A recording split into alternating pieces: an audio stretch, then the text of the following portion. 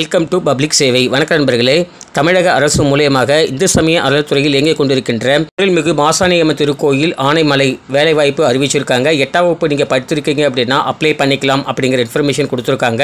முக்கியமான விஷயம் பார்த்தீங்கன்னா ஃபீஸ் எதுவும் கிடையாது, எக்ஸாம் இல்லை, நேர்காணல் மட்டுமே கண்டக்ட் பண்ண போகிறதா சொல்லியிருக்காங்க. அதை பற்றின முழுமையான இன்ஃபர்மேஷன் இந்த வீடியோ மூலமாக நம்ம பார்க்கலாம். அஃபிஷியல் வெப்சைட் மற்றும் நோட்டிஃபிகேஷனோட லிங்கை டிஸ்கிரிப்ஷனில் கொடுத்துருக்கேன், நீங்கள் செக் பண்ணி டவுன்லோட் பண்ணிக்கலாம்.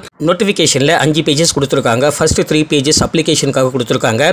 அப்ளிகேஷன் ஃபர்ஸ்ட் எப்படி ஃபில் பண்ணலான்னு பார்க்கலாம். தமிழ்நாடு அரசு இந்து சமய அறநிலையத்துறை அருள்மிகு மாசாணியம்மன் திருக்கோவில் ஆனைமலை நகர் வட்டம் கோவை மாவட்டம் அப்படிங்கிறத சொல்லியிருக்காங்க. ரைட் ஹேண்ட் சைடில் புகைப்படம் ஓட்ட சொல்லியிருக்காங்க. உங்களுடைய ஃபோட்டோ ஒட்டிக்கோங்க.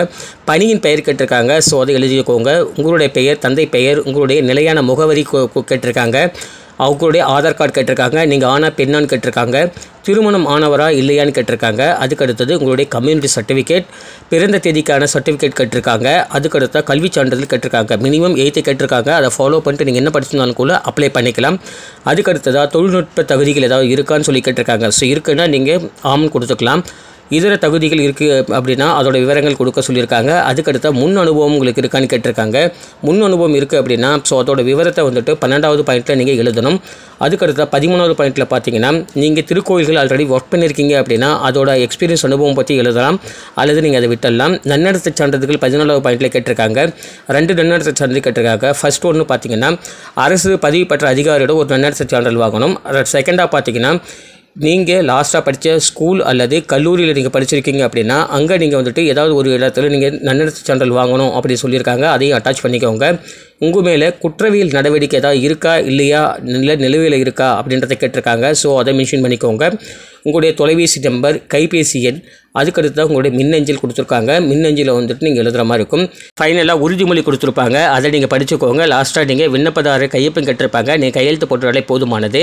நிபந்தனைகள் கொடுத்துருக்காங்க. விண்ணப்பதாரர் 1/7/2024 அன்றின்படி 18 வயசு கம்ப்ளீட் ஆகிருக்கணும்.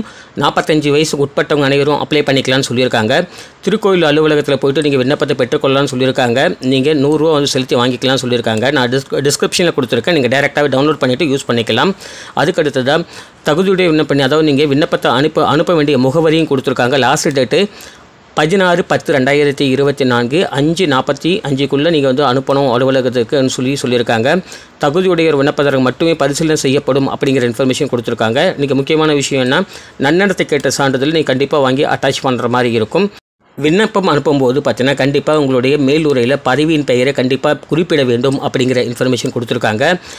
ஆல்ரெடி டிஸ்கஷன் பண்ண மாதிரி உங்களுக்கு எக்ஸாம் எதுவும் கிடையாது, நேர்காணல் மட்டுமே வந்து தேர்வு செய்ய போகிறதா சொல்லியிருக்காங்க. இந்து சமய அறநிலையத்துறையில் சட்டத்துக்கு உட்பட்டு தான் எந்த வேலை வாய்ப்பை எடுக்க போகிறதாகவும் இன்ஃபர்மேஷன் கொடுத்துருக்காங்க. நீங்கள் அனுப்பும்போது ஒரிஜினல் டாக்குமெண்ட்ஸ் இல்லாமல் நீங்கள் ஜெராக்ஸ் காப்பி எடுத்துகிட்டு அதில் நீங்கள் செல்ஃப் அட்ரஸ்டட் பண்ணிவிட்டு அதை மட்டுமே நீங்கள் அனுப்பினால் போதுமானது அப்படிங்கிறத சொல்லியிருக்காங்க. அனுப்ப வேண்டிய முகவரி கொடுத்துருக்காங்க. உதவி ஆணையர் செயல் அலுவலர் அருள்மிகு மாசாணியம்மன் திருக்கோவில் ஆனைமலை நகர் மற்றும் வட்டம் கோவை மாவட்டம். இந்த முகவரிக்கு நீங்கள் 16/10/2024 ஸோ இந்த டேட்டுக்குள்ளே நீங்கள் வந்துட்டு கொரியர் அனுப்பிச்சிட்டாலே போதுமானது. பதவியின் பெயர் கொடுத்துருக்காங்க. நாதஸ்வரம் ஒரே ஒரு வேக்கண்ட் எடுக்கிறாங்க.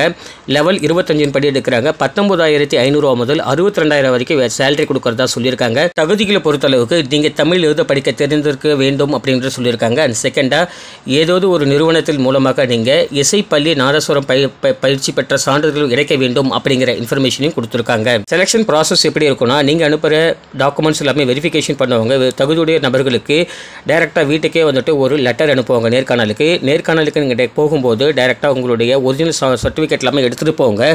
நீங்கள் நேர்காணலில் செலக்ட் ஆகிட்டீங்க அப்படின்னா உங்களுக்கு வேலை வாய்ப்பு கொடுத்துருவாங்க. தவிர வேறு ஏதாவது உங்களுக்கு தகவல் தேவைப்படுதுன்னா கமெண்ட் பாக்ஸில் கேளுங்க. கண்டிப்பாக நம்ம சேர்ந்து உங்களுக்கு ஹெல்ப் பண்ணுறோம். தேங்க்யூ ஃபார் வாட்சிங்.